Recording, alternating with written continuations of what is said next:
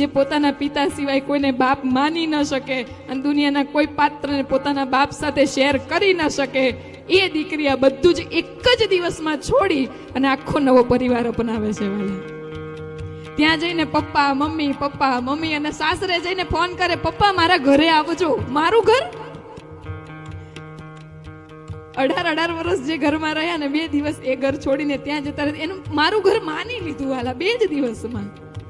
મારા પપ્પા મારા મમ્મી છે ને પપ્પા આવું કહેતા હતા, એની વાણી સાંભળજો વાલા.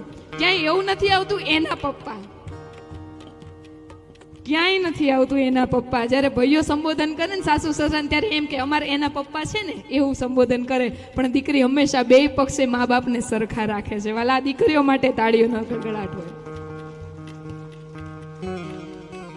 ગમે એટલી દૂર હોય ને દીકરી, તો પણ બાપને કઈ તકલીફ પડે તો એ દોડતી આવે.